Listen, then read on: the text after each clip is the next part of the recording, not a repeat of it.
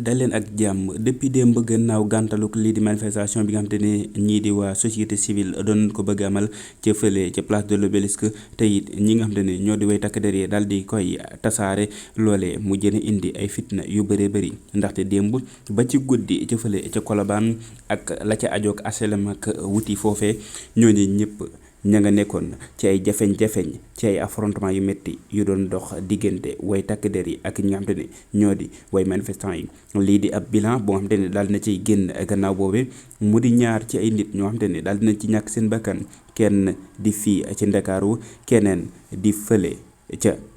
fële ca Saint-Louis naka noonu ay affrontement yu métti tamit am nañ ci sud bi ca fële ca Ziguinchor ba it am ci ay scènes yoo xamante ni nekk na yoo xamante ni yu doy waar la ba ñenn ñi ngi ko doon posté waat ca fee nga xamante ni moo di ci seeni page Facebook leneen ba tey ji mu di fële ca Touba ñoom itam daal di wunu des ndaxte lii di am manifestation daal dinay am foofee ca dëkk bu sell boobee ba àgg ci li nga xamante ni moo di ab station sell bi nga xamante ni moo fa nekk ñu daal di koy mujjee caxat-caxatee ba duggaale fële ca magasin yi nga xamante ni ñoo fa daal di wan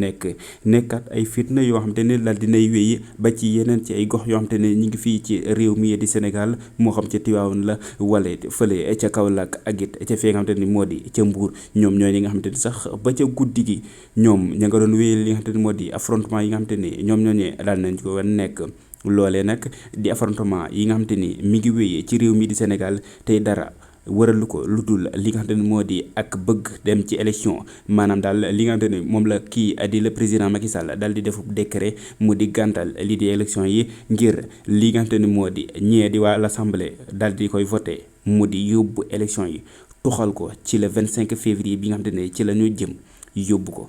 ci le 15 décembre 2024.